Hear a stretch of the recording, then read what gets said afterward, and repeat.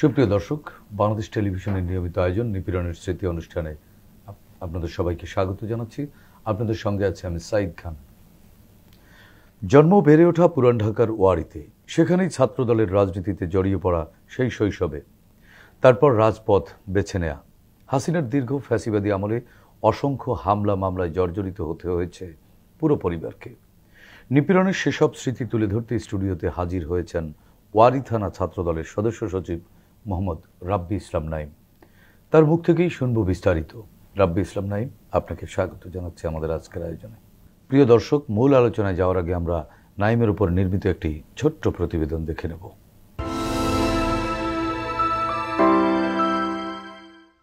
মোহাম্মদ রাব্বি ইসলাম নাঈম পুরানো ঢাকার ওয়ারীর বাসিন্দা হলেও তার গ্রামের বাড়ি শরীয়তপুর জেলার নাওডোবা গ্রামে। বাবার নাম মোহাম্মদ ইস্কান্দার ও মায়ের নাম রাবেয়া বেগম। নাঈম 2015 সালে এসএসসি ও 2017 সালে এইচএসসি পাশ করেন। বর্তমানে জাতীয় বিশ্ববিদ্যালয়ের অধীনে ডিগ্রিতে অধ্যয়ন করছেন। স্কুলে পড়া অবস্থায় এক তরুণ ছাত্রনেতার দারুণ ভক্ত হয়ে যান। তারপর ছাত্রদলের রাজনীতিতে জড়ান নবম শ্রেণীতে পড়া অবস্থায়। সেই থেকে শুরু। ওয়ারীর একটি ওয়ার্ড ছাত্রদলের সভাপতি থেকে তার রাজনৈতিক ক্যারিয়ারের সূচনা। বর্তমানে তিনি ওয়ারী থানা ছাত্রদলের সদস্য সচিব। 2013 সালে বগুড়ায় যাওয়ার পথে বিএনপি চেয়ারপারসন বেগম খালেদা জিয়ার গাড়িবহরে ফুলেল শুভেচ্ছা জানানোদের কাতারে ছিলেন নাঈম। কর্মসূচি শেষ করে বাসায় ফিরতে না ফিরতেই ছাত্রলীগের হামলার শিকার হয়েছিলেন তিনি। তারপর বিভিন্ন সময়ে নিপীড়ন নির্যাতনের মুখে পড়েছেন তিনি। শত জুলুম নিপীড়ন সয়ে তবুও চলছে রাব্বি ইসলাম নাঈমের রাজনৈতিক কর্মকাণ্ড।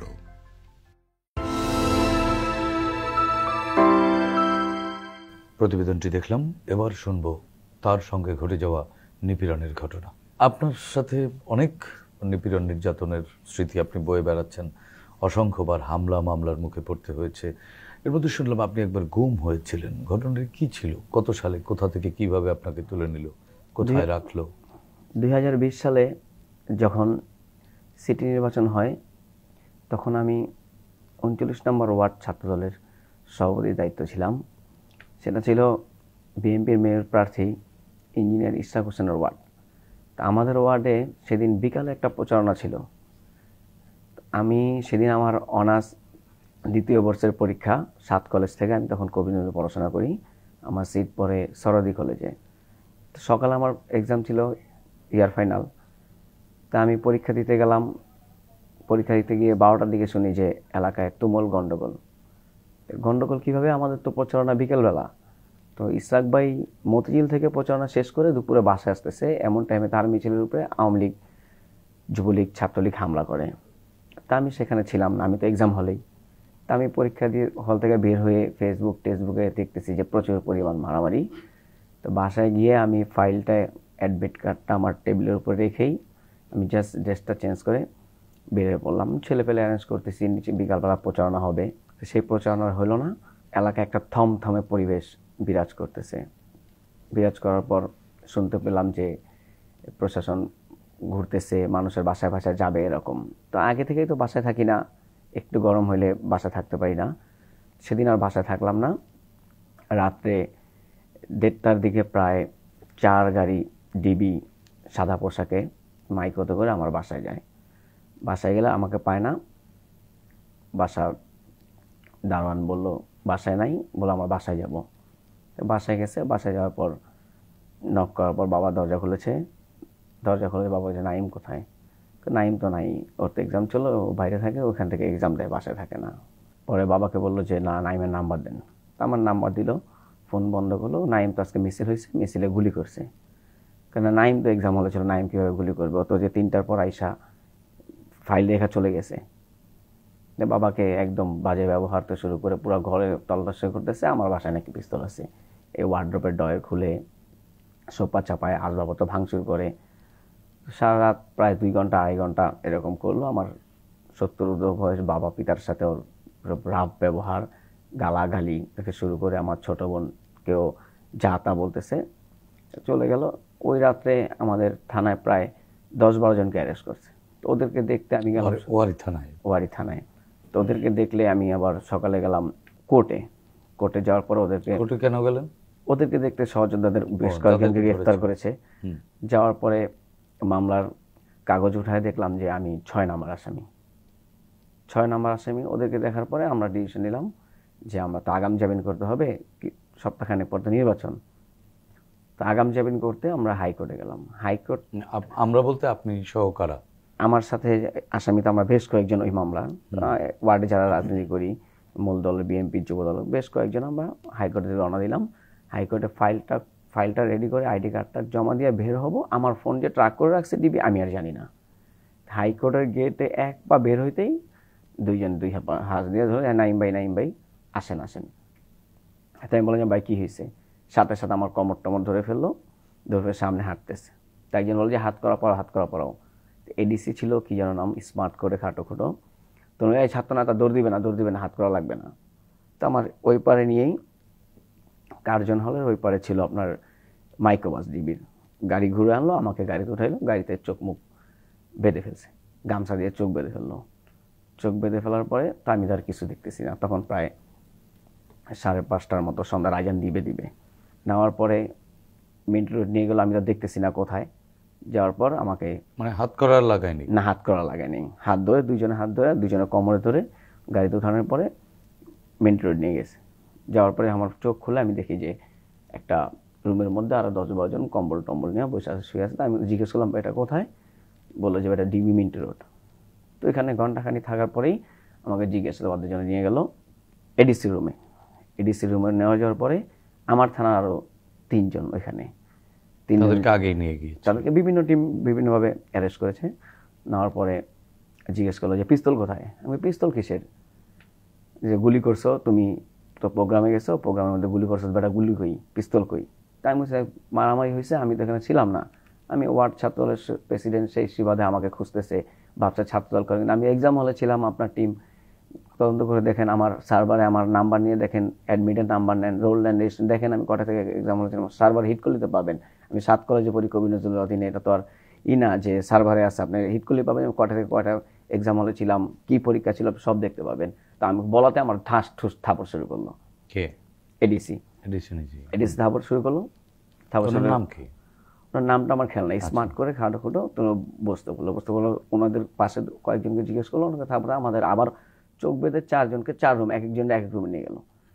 এক এক রুমে নিয়ে যাওয়ার পরে এরকম একটা চেয়ারের মধ্যে 2 হাত, এর মধ্যে হাত করা পাশে চেয়ার সহ চেয়ারের করাটা ইটা সহ, পায়েও সেম বসানোর পর আবার চোখ বাঁধার বলে ইচ্ছারকম গালাগালি করতেছে, মারতেছে। আবার একটু পর চোখ খুলে লাঠি দিয়ে মারতেছে। আপনার যে ফাইবারের একটা রোল টাইপের আছে ওটা দিয়ে মারতেছে। মারার পরে রেডার লাইট, ওই যে এখন ট্রাফিক সিগন্যাল দেয় না, এই টাইমে একটা রেডার লাইট আছে, এটাতে একটু আমার করে শব্দ উঠে, কারেন্ট টাইপের একটা শর্ট দেয়।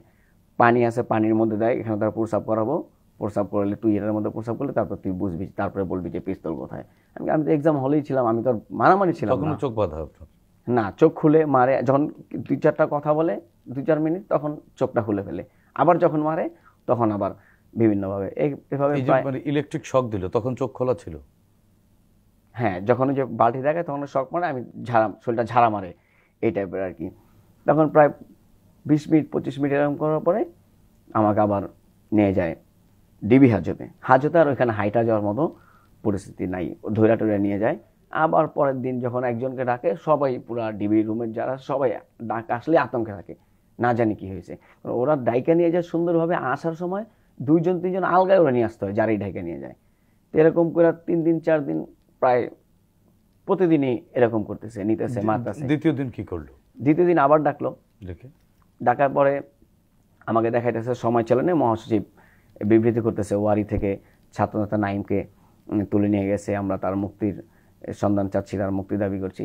আমাকে দেখাইতেছে, দেখ তোর জন্য মহাসচিব ব্রিফিং করতেছে। মহাসচিব বলতে বিএনপির মহাসচিব আলমগীর গুম হয়েছে যাদের, তাদের সন্ধান খোঁজার জন্য আর কি ব্রিফিং করতেছে। এটা দেখাচ্ছে, সময় ছিল না আমাকে। দেখানোর পরে আবার জিজ্ঞেস করতেছে পিস্তল কোথায়, তুই পিস্তলটা তোরে ছেড়ে দিব, তোর সাথে কে কে ছিল। আমাকে দেখেন আমার কোনো ফুটেজ আছে কিনা, আপনি চাইলেই দেখতে পারবেন, আপনি তদন্ত করেন।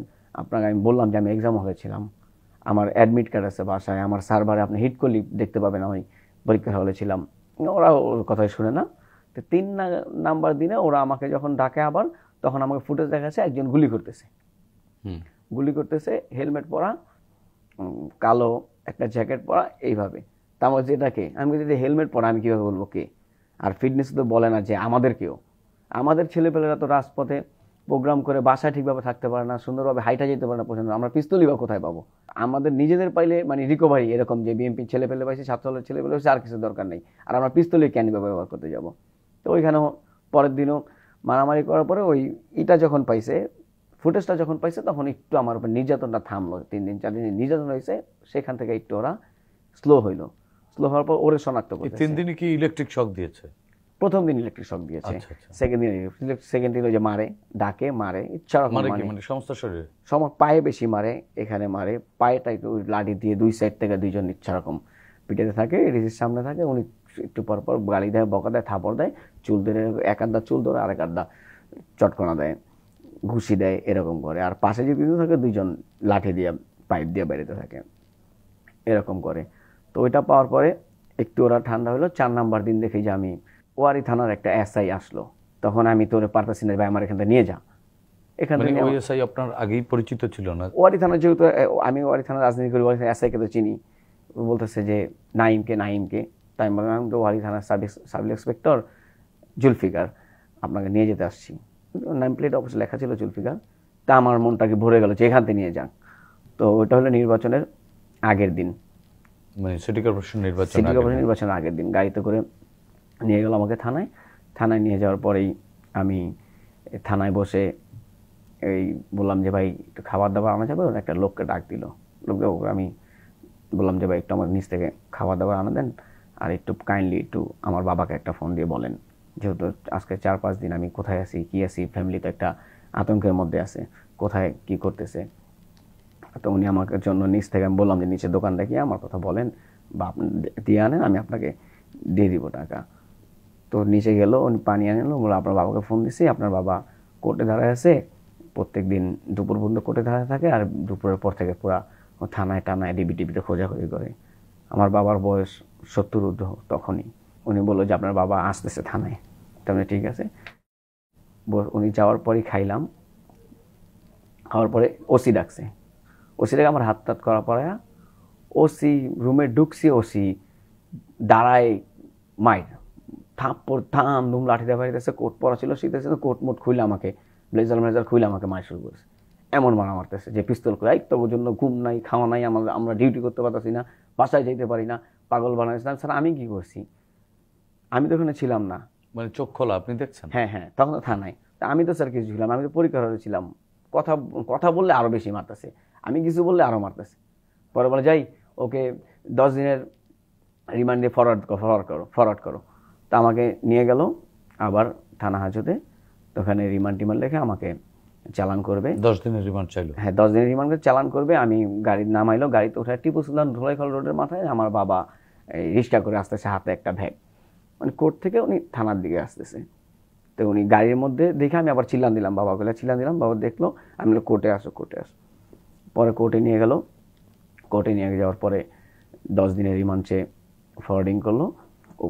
প্রথম নিয়ে গেল গারোতে, কোর্টে গারোতে নেওয়ার পর সিধা উঠলো। আমি বাবার সাথে কথা বলতেছি। বাবা তো আমার কান্না করে বলতেছে যে তুই কই, আমার তো কোনো খোঁজ খবর নাই। আমি তো প্রত্যেকদিন, হ্যাঁ আমি বাবাকে দেখে, বাবা আমাকে দেখে কেঁদে দিয়েছে। কারণ আমি তো দুপুর পর্যন্ত দাঁড়ায় থাকি ইসের মধ্যে, কোর্টে সারা দিন আমি খুঁজি, ডিবিতে, থানা, এখানে কোথাও তো সন্ধান পাই না। মানুষ জায়গায় করে বাবা আমি খোঁজ করে মেরে ফেলছে, তোর কোনো খোঁজ নেই, খবর নেই, আমি কীভাবে তোকে খুঁজে বলবো, আমি তোকে হারাই ফেলছি। তা আমিও বাবাকে ধরে কান্না করে দিলাম। কান্না করে দেওয়ার পর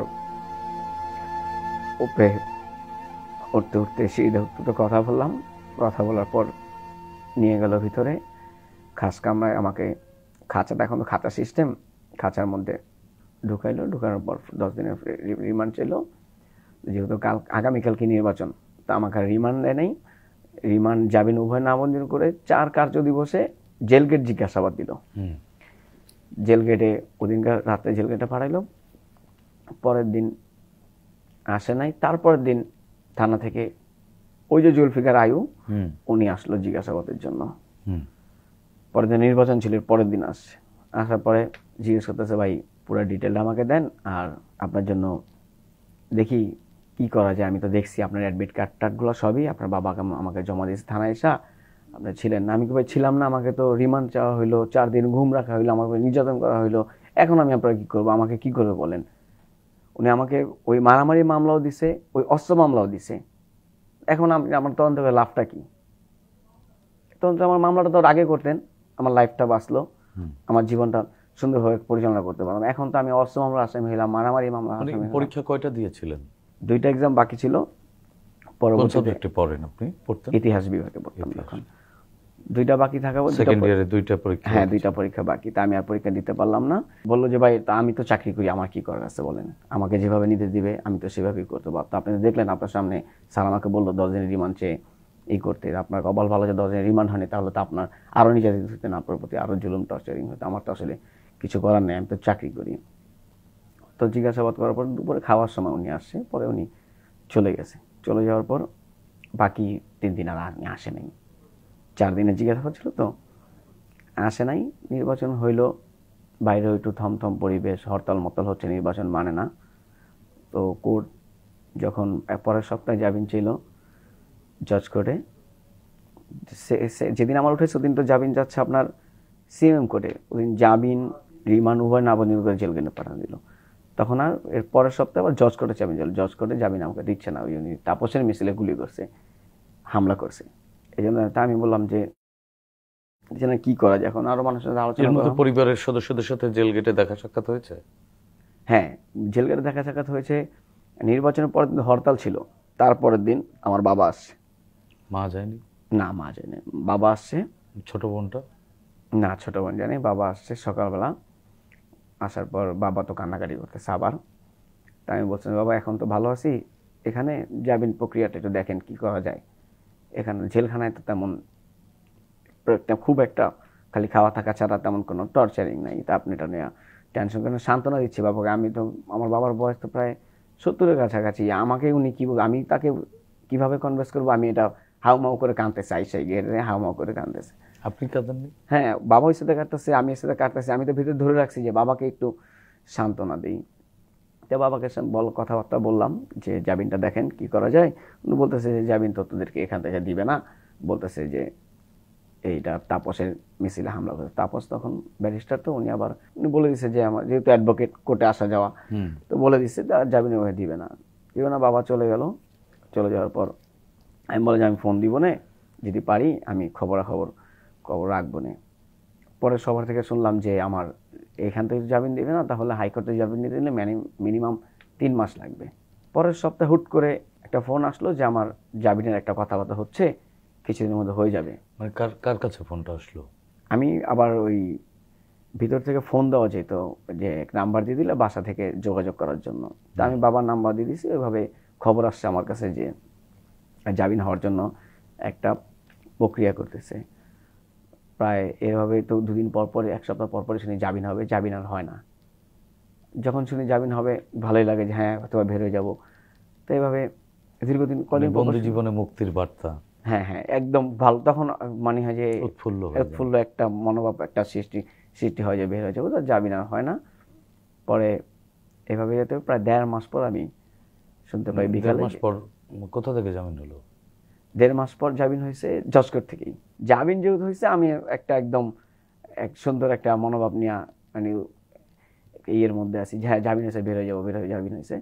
আমার রুমে খাবার ছিল, কাপড় চোপড় ছিল, সব আশেপাশের লোকজনকে, আমি তো বের হয়ে যাবো, সব লোকজনকে দিয়ে দিছি। তো ওদিন সন্ধ্যা হয়ে গেছে, লক আপ করে দিছে।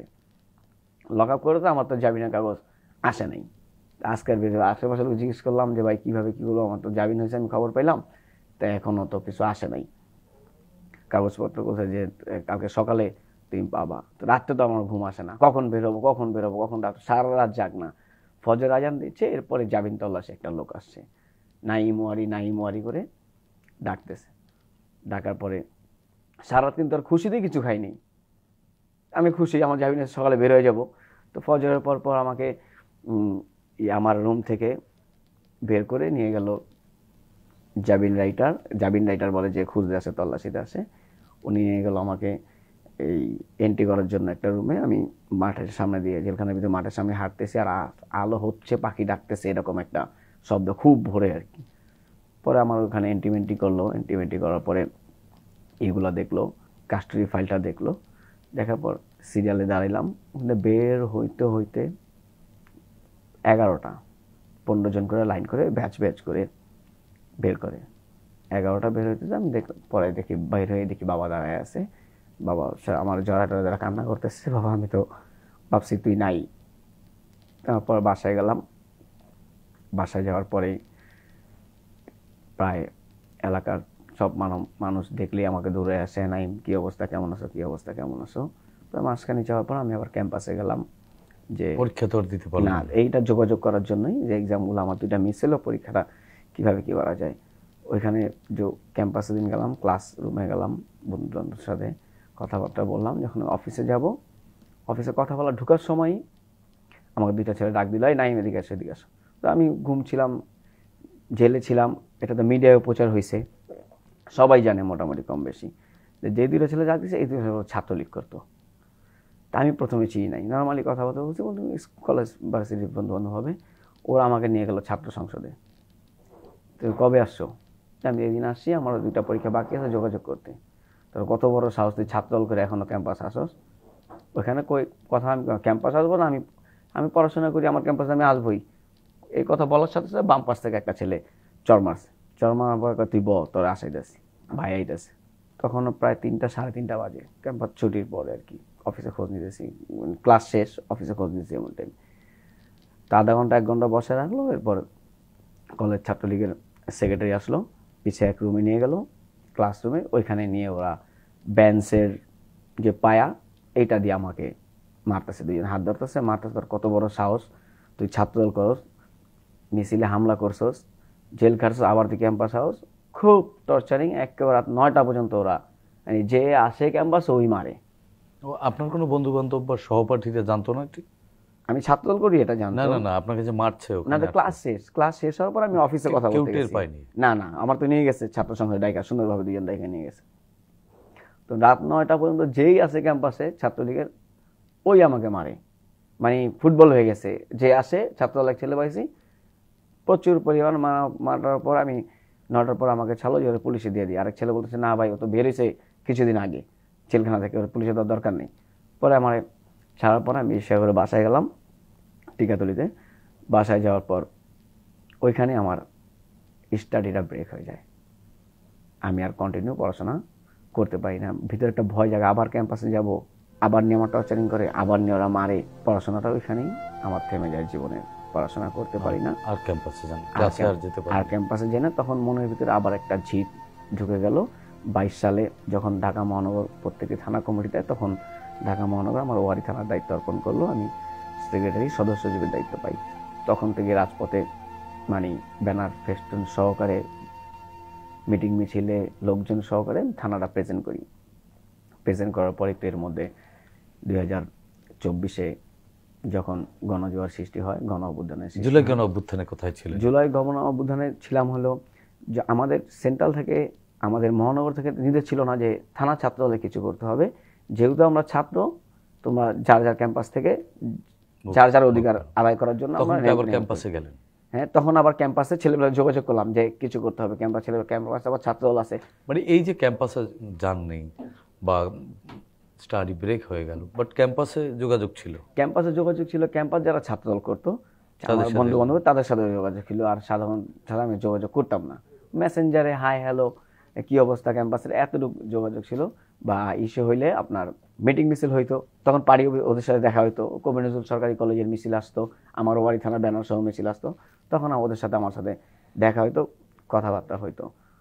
পরে জুলাইতে আমরা যেখানে, যেহেতু ঢাকা ভার্সিটি থেকে শুরু হয় আমাদের অধিকার আদায় করার জন্য, প্রথমে আমরা ঢাকা ভার্সিটির মিটিংগুলোয় অ্যাটেন্ড করার চেষ্টা করলো। ওরা বিভিন্নভাবে ছাত্রলীগ ধাওয়া করে, কয়দিন পরই ছাত্রলীগ। আমরা তো অনেকদিন চেষ্টা করতেছিলাম যে অধিকার আদায়ের যে কোটা আন্দোলনের এটা করার জন্য। পরবর্তীতে যখন আন্দোলনটায় আপনি কোথায় অবস্থান নিয়েছিলেন? পরবর্তী যখন এই কমপ্লিট শাটডাউন দেয়, ওদিনকে আমার ছেলে পেলে সহ সাধারণ শিক্ষার্থীদের সহ আমি মতিঝিলটা কভার করি। মতিঝিলটা কভার করে ইত্তেফাক মোড় থেকে মতিঝিল মধুমিতা হল পর্যন্ত যেতেই ওই পাশে পুলিশ একদম অস্ত্র শস্ত্র ধারা করে এইভাবে দাঁড়ায় আছে। তখন আলিকো পর্যন্ত যেতে পারছি, আমাদেরকে পুলিশ ধাওয়া দিচ্ছে, আমি স্লোগান দিচ্ছি, ওর ভিডিও টিডিও সব আছে, এগুলার ডকুমেন্ট আছে। আমি যখন স্লোগান দিচ্ছি, ছেলে পেলে স্লোগান দিচ্ছে, ওরা এইভাবে দাঁড়ায় আছে, আসবে আমাদেরকে চলে যেতে বলে, ছেলে পেলে আবার সামনে যে আমি আবার ধরে রাখি, আমি তো জানি যে আরেকটু গেলেই ওরা ওই এলাকার মানে নেতৃত্ব পুরাটা, হ্যাঁ পুরাটা আমি। আপনি বলছিলেন নাইম যে আপনি যখন ক্লাস 10-এ পড়েন তখনও একবার পুলিশি নির্যাতনের মুখে পড়তে হয়েছিল। কি আমাদের স্কুলের গভর্নিং বডির প্রেসিডেন্ট ছিল সাব্বির আহমেদ আরিফ, উনি এলাকার একজন সুনামধন্য ব্যক্তি ছিল, পলিটিশিয়ান ছিল, সব তরুণরা তার প্রতি একটু খুব মানে পাগল ছিল। সেক্ষেত্রে আমিও তাকে অন্যরকম পছন্দ করতাম। তো উনি এই 9 থেকে আমি ছাত্রদলের মিটিং মিছিলে আওয়া যাওয়া শুরু করি। 10-এ যখন উঠি তখন দেশনেত্রী বেগম খালেদা জিয়া বগুড়া লং মার্চে যাবে, আমাদের টিকাতুলি ফ্লাইওভার হানিফ ফ্লাইওভার হয়ে উঠবে। তো ওইখানে দুই পাশে মানুষ দাঁড়ায় আছে, আমিও ছেলে পেলে নিয়ে দুই পাশে দাঁড়ায় আছি, ম্যাডামের গাড়ি যাচ্ছে, ফুল ছিটাচ্ছি। তখন মানে 15তে নির্বাচন, এটা 14 নভেম্বরের দিকে। তখন আপনার একটা বাজে পরিবেশ, পুলিশ হুন্ডা দিয়ে মহড়া দেয়, 10-15 গাড়ি হুন্ডা দিয়ে পুলিশ মহড়া দেয় এরকম। তো ফুল টুল ছিটানোর পর আমি গল্লি ঢুকতেছি, এর মধ্যে 10-12টা হুন্ডা তুমুল করে বাঁচতে বাঁচতে আমার ঘেরাও দিয়ে ফেললো, আমার সাথে 4টা ছেলে, তাই দৌড় দিবি গুলি করবো, দৌড় দিবি গুলি করবো। তো এটা বলার পরে তা আমি দাঁড়ায় গেলাম, দাঁড়ায় যাওয়ার পর আমাকে থানায় নিয়ে যায়, ওয়ারিতে নিয়ে যাওয়ার পরে এই ঠিক 10 মিনিট পরে একটা এসআই আছে কমলেশ নামের, কমল নাম, কমলেশ বলে, উনি আইসা কি এই বয়সে ছাত্রদল করস, তোর কত বড় সাহস, লাঠি দা হাতে নিয়ে আমার বাম হাতে লাঠি, ডাইনা দিল, চটকনা দিল, চটকনা আমার তো তুই স্কুল বয়সে ছাত্রদল করস, ঠিক আছে আমি তোর পড়াইতেছি, দাঁড়া, আমাকে কবিতা পড়াচ্ছে প্রায় 10-15 মিনিট এরকম। উনি করার পরে আমাকে ওসি ডাকলো, ওসি ডাকার পরে ওর সাথে কথা বললাম, কথা বলার পরে আমাকে মামলা দিয়ে দিল ওই 4 জনকে সহকারে জেলে চলে গেলাম। কতদিন ছিলেন এবার? তখন 6 দিন ছিলাম। 6 দিন ছিলাম, যেহেতু আমি তখন স্কুলে পড়ি, আমার সামনে পরীক্ষা, ক্যান্ডিডেট, আমার অ্যাডমিট বের হয়েছে রেজিস্ট্রেশন কার্ডটা দিয়ে। মানে আপনার কারণে আপনার পরিবার বেশ ভোগান্তিতে পড়েছে।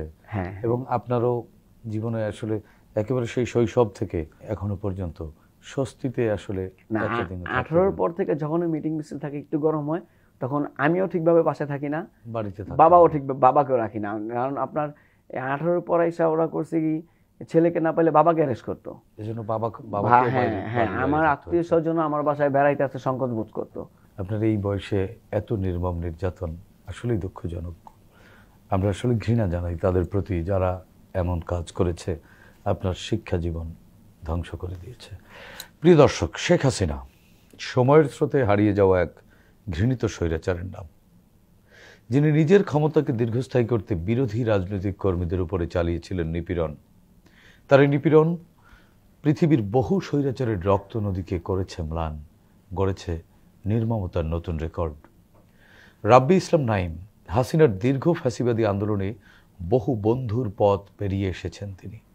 তার উপর চালানো হাসিনার নির্মমতা ইতিহাস হয়ে থাকবে। আমাদের প্রত্যাশা, রাব্বি সহ দেশের সকল মানুষের উপরে চালানো নিপীড়নের বিচার হবে, শাস্তি পাবে খুনি হাসিনা সহ সকল দোষীরা। দর্শক, এই অনুষ্ঠানে চাইলে আপনিও যোগ দিতে পারেন। আমাদের ইমেল nipiranersriti.btv@gmail.com পাঠাতে পারেন আপনার সঙ্গে ঘটে যাওয়া নিপীড়নের যে কোনো ঘটনা। আগামীতে বাংলাদেশ টেলিভিশনের মাধ্যমে আমরা সেগুলো তুলে ধরব। সে পর্যন্ত সবাই ভালো থাকুন, সুস্থ থাকুন, বাংলাদেশ টেলিভিশনের সঙ্গেই থাকুন। খোদা হাফেজ।